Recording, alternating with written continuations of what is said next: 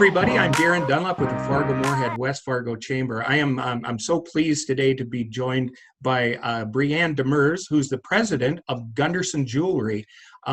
They have a very unique story, and I remember going to the ribbon cutting just a little over a year ago, and that was where I was first introduced to Gundersons. So I'm sorry we didn't have a one-year anniversary in the middle of May, but there were some other things going on with the COVID. So Brianne, how are things with Gunderson, and how have you guys been handling the COVID crisis? You know, we're fortunate. I always say we're blessed. Part of the reason we're blessed is because we happen to have stores in states whose governors did not issue a stay-at-home order. And I understand, coming from the perspective of health, maybe that was controversial with some people. On the side of business, we were able to stay open, and so we had all four of our stores were able to remain open. Business was definitely slower, but we also, we weren't stagnant, so we were okay. And definitely May came around. I feel like people felt bottled up. I think we sold, I'll tell you this, I think we sold more engagement rings in May and June than we ever have. I think that was a record. So some quarantine couples did okay. I'm guessing that the birthstones about for anywhere from 7 to 10 months from now are going to be very, very hot commodities as well. Yes, I think that whole COVID-19 baby boom thing might happen, but I'll tell you what, there's definitely going to be some weddings. So we did quite a lot of engagement rings as soon as people started to feel more comfortable coming out. We did, Gunderson's did make it a point, and we put it online, that we would tailor your experience however you were most comfortable. So if you preferred to have a curbside, that was fine. If you wanted to have us wearing masks, you wearing masks, we'd definitely do that. We always clean our surfaces. That's, sort of a joke to me that you could go to Walmart or the Dollar General store to buy toilet paper and you were safer than coming into a high-end jewelry store. I mean, seriously, we're scrubbing all the time. And so nothing new really there. I mean, maybe we do door handles more often than we used to, but we've always kept it really clean. I mean, that's part of our image. So we were okay during COVID, but I'll be happy when 2020 doesn't throw us for any more surprises. Brianne, I think it's so interesting that Gunderson made the financial commitment to our market. And so on behalf of the Chamber of Commerce and in our region, we want to thank you for that. But obviously, you don't subscribe to the fact that retail is dying if you're making an investment in our location as well as your others. So I would really like it if you wouldn't mind just talking about retail and Gunderson's business model for that. Yeah, I think any business today has to be relevant, both bricks and mortar and online. So we have an online presence. We have a fairly active social media presence. We're not oblivious to that. Certain generations are going to steer more that direction, but the jewelry industry is a little bit different because we're a real touchy, I don't want to say touchy-feely, but we're a real hands-on type of business. Men don't always understand, why does this little ring cost that much money? And so they come in and we go through it and they hold it. And I just feel like that emotional connection to jewelry. And, most jewelry represents a pretty important moment in your life. You think about it, you're getting engaged. I mean, that's a big move. You might be having your first baby. Maybe you're celebrating a big anniversary. I mean, in some cases, it's to commemorate a person who was important in your life because they've passed, and we've repurposed the jewelry that they passed down to you. So a lot of times, just the fact that jewelry is such an emotional purchase, I think that's why I feel really comfortable. I know Gunderson's feels really comfortable in investing in locations and putting up these big, beautiful buildings. And we're not worried that the internet's going to totally eat us alive. I'll say that, but we are relevant online. Perfect. I think it's interesting because, I've been in this market for over 40 years now. and there are big names here. But Gunderson's, which is a new name and only been in this market for a year, but yet Gunderson's has been around for 65 years. So what really Almost was it? 75. 75. Well, that's my math. That's I'm not gonna throw my college under the bus or my high school, but Right. yes, for 75 years.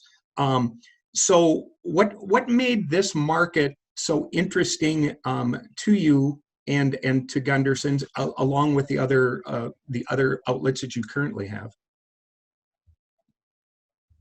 Well, Sioux City is where we started, and that's where George and Dee Gunderson were from. And when they started Gunderson's in 1946, and they had one son named Gary. Gary, it would be Brian's dad. So Gary continued on the business. Then Gary had 3 boys, and Brian is continued to run the business today. And one of the youngest sons still works here. So we do, we started in Sioux City because that's where roots were. Sioux Falls was an easy transition, 25 years ago, because we were already doing so much business from the Sioux Falls market in Sioux City. And that was primarily because Rolex was a big driver. So we opened up the Sioux Falls store. We have Rolex up in Sioux Falls. I'll be honest with you, I was pretty content. I thought, God, we have 2 great stores. We're in 2 beautiful markets. This is an hour apart. We're good. Well, Rolex called us and asked us about Omaha, if we were interested. And so we started to vet locations in Omaha for almost 5 years before we finally found a good fit for us. We built the Omaha store, and I'm not even kidding.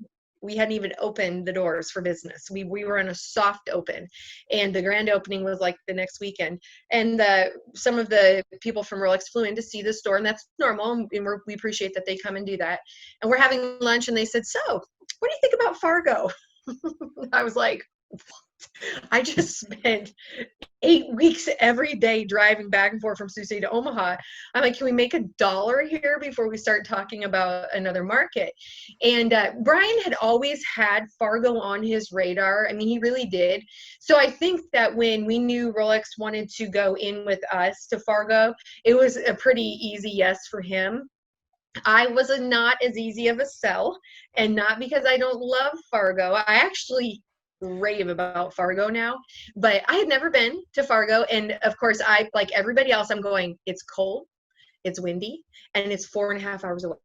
Like, what are you thinking? So Brian finally conned me into coming to Fargo in the middle of a winter storm in January, like 2 years before we opened. And I was really shocked. It was almost like being in your own little world, like all of these great restaurants and bars and entertainment and things to do. It's just like everybody stays in Fargo. You don't have to drive 2 hours to have a good meal, down to Omaha or whatever. I mean, it was just unique to me. And so I started to do my research into the market, and I was like, okay, I'm in. And that's when we met the company Goldmark that developed the area where we ended up building our store. So I guess the short answer is Rolex was really interested in continuing our partnership and going into another market. Brian was always sold, and I was I came a little later. But I'm all in now. I tell people all the time, you want to go a weekend away, you should go to Fargo. And they're like, seriously? I'm like, yes, I love Fargo. It is like, it's such a treat for me to be able to drive up there. And I have my favorite restaurants, and I mean, my favorite coffee shops, so I enjoy it. It was a good move for us, and we enjoy the people, and we've been, welcomed, and we appreciate that. So far, so good. It's interesting that you talk about Rolex, and from what I understand, so the origins of Gunderson really started out as a watch repair shop. Is that correct? Correct. Yep. So could you give us a little? Oh, go ahead and give me a little more feedback on that. Oh, yep. Come here, Gary. Just a second. You can get a little cameo of the main man. Well, you're on a video, Gary. How you doing? I'm doing very well. Good to see you. I don't know if you remember me, but I met you up at the. We're both aging well. This light makes my hair look gray. Okay, Gary, this is Darren Dunlap, and he's the head of the Fargo Chamber of Commerce. And so we're doing Oh, an interview right now. So we're being recorded and we're Oh, talking about wonderful. Gunderson's. But he Well- just asked about starting off as a repair shop. And that Oh. was how your dad started. That's right. Yes. So, Yeah, in 1946, yep. after World War II. And then I came along at the wrong time and started, well, of course, I was 9 years old, I think but I became an instant errand boy. And of course, like all watchmakers of early day, what they used to do is they couldn't afford to carry all the parts that they needed, so they would exchange between the watchmakers' parts. And I was the errand boy going and getting those parts and taking them to my dad. That's Well, how the whole thing started. So we should tell Darren, and if you continue this is fine. If you want Oh, yeah. Gary's little cameo, in 1946, right after World War II, there was such a need for watch makers because the technology wasn't there. So a lot of times when, well, not a lot of times, I mean, primarily when people, military would get into an airplane, they couldn't always trust how much gas they had based on the gas gauge because they weren't as effective back then, but they could tell, they would trust their timer. They would know we can fly for 30 minutes or 36 minutes or whatever the case was, and then we got to get headed back because they don't want to run out of gas. They would overhaul a watch. There was basically in those days from about 150 to 200 moving parts in every watch. And they would all have to come apart to be repaired or to overhaul. And then what they would do is the parts that were worn, they would exchange, or there were parts houses in those days, but there were millions of different mechanisms, most of those being made in Switzerland. And back in 1946, when we started Gunderson's and we were a watch repair shop, we were one of how many in Sioux City? My dad was president of the Horological Association, which is licensed watchmakers. And there were 150 licensed watchmakers in Sioux City. Okay, so think about this. So what was our license? Was number what? His license was like it was within the first 10. Yeah, I think it's number 9. We still have it. Yeah. So in 1946, you have to think this through. Watches were so important because we depended on time because we didn't have the technology and the gadgets like we do today for accuracy. And so watchmakers were very important. And so in 1946, there was 150 watch repair shops within a 6-block radius, maybe. Yes. Well, anyway, the way they got their standardized time was through the Naval Observatory in Washington, D.C. would send out, they had these clocks, and usually the post office had them. Anybody who has to have real exact time subscribe to this clock, because on every hour it would correct itself based on the stars of the observatory in Washington, D.C. So anybody had to have accurate time. That's how they had to check them. See how But important anyway, watchmakers were? In a short summation, there's a lot of parts and history to it. So, but Gary, when he started, he was 9, and because in those days, people just didn't have the cash flow to have every single part and piece that every watch required. Yeah. So a big part of what he did, and a big part of how business was ran back then, is watchmakers would just exchange parts. I have this, do you have that? I'll trade you, kind of thing. And Gary ran around and did that. And then you went off to Elgin. So I didn't know what I wanted to do. So my dad says, well, why don't we send you to watchmaking college? So anyway, I went to Elgin Watchmaking Factory, and they had a college in Elgin, for Illinois. watchmakers. And I spent 2 years learning a lot of things. And what was the best thing you came back with from Elgin? What? Oh, Your Betty. wife. I met my wife in Elgin. Yeah. Gary, we might edit that part out where you're going, I don't know. What? Yeah. How can I forget that? How could you forget I just that? don't associate it with Elgin anymore. I know. Betty, his wife of how many years now? Oh, how many years have we been married? 64 in August. So Wow. they met her whole family is still from Elgin, Illinois. Yeah. So Gary was the only child of George and Dee. We started off as a watchmaking company. Gary went off to Elgin, learned the watchmaking trade. When he came back, he's really the one, him and Betty were really the ones who, well, Betty came back with him, obviously, but they were really the ones who decided to bring in the jewelry side of things.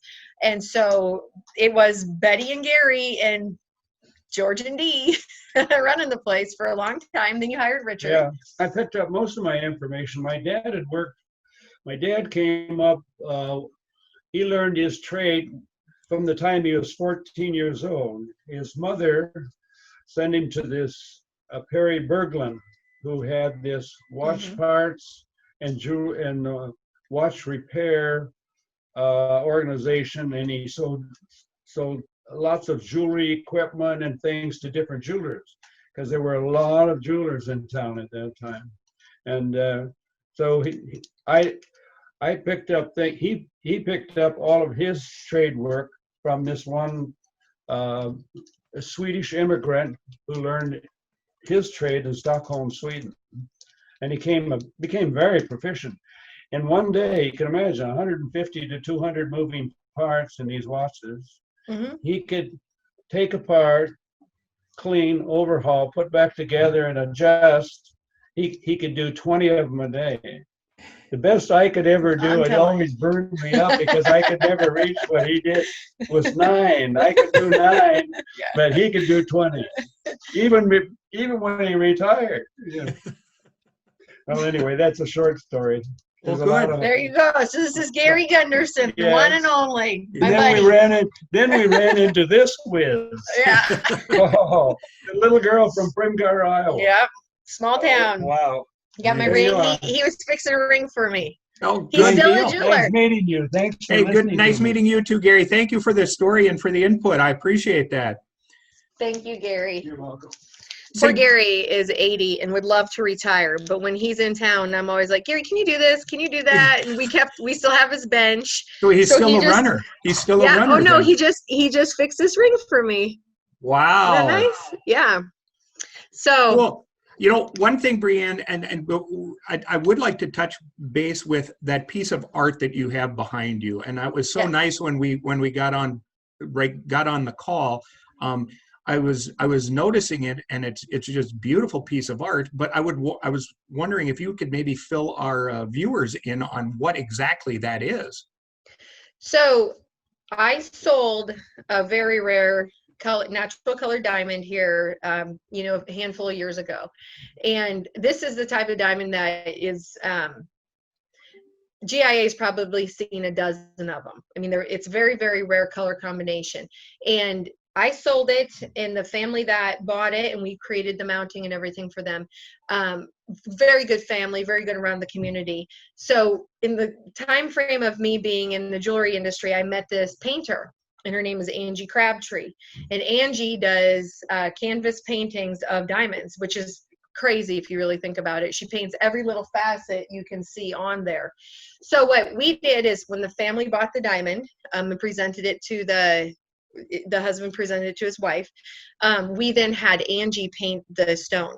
So we have the original painting is going to the family, and then I have a print of it. So there's only one original. So I said, can you make me a copy? And she did. So this diamond it's pretty special. It has a name. It was named.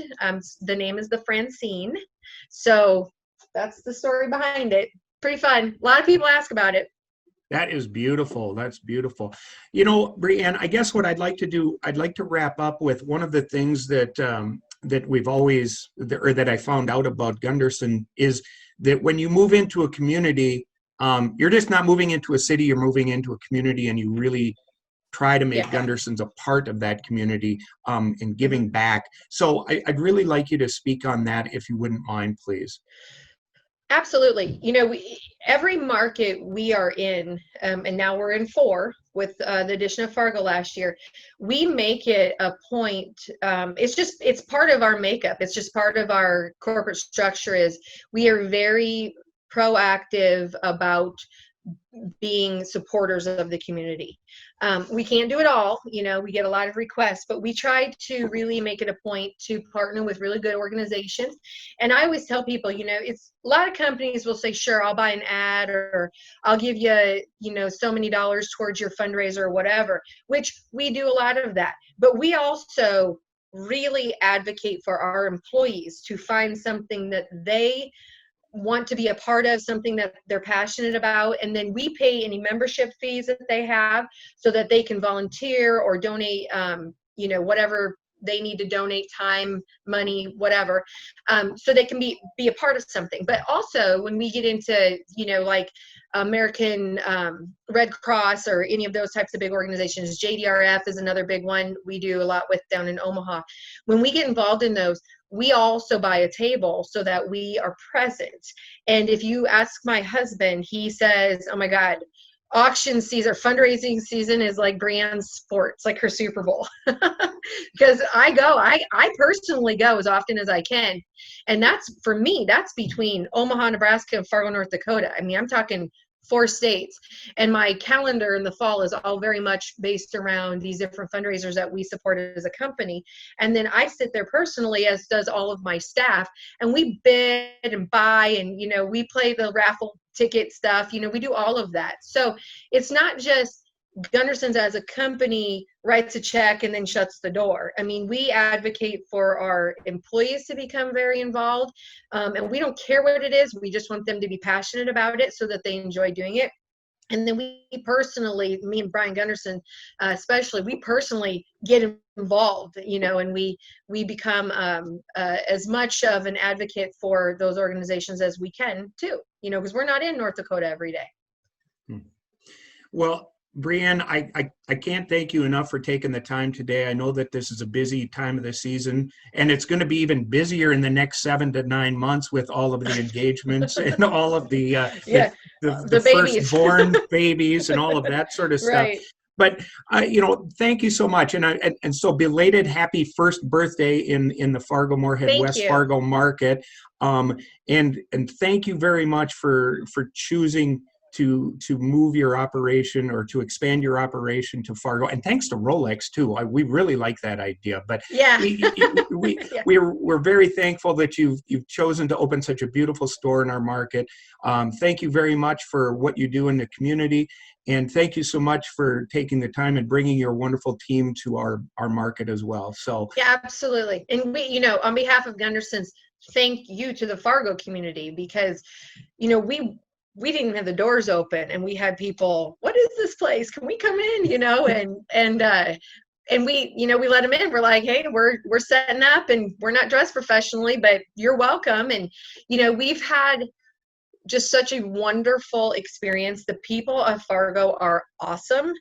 I am not kidding you when I say this is, I'm not making this up. I tell everybody, take a weekend and go to Fargo. The place is just great. You love Fargo. And I always list my favorite restaurants and coffee shops and donut shops and everything. I mean, Fargo is really an amazing community, and we're grateful for the support. And we're going to continue to support the community as much as we can, and hopefully continue to grow the business. And if you're in the industry, or if you're in the business right now of needing jewelry for an anniversary or engagement or something special in your life, I hope you'll just give us a chance, because we would love to have you. Well, Brianne, I can't wait till the next time we get on one of these Zoom calls and I can see what the next beautiful diamond that you've sold. So maybe you've got a whole rotation of artwork back there that we could we could sample each time we visit. But again, thank you so much, and we'll look forward to catching up with you again very soon.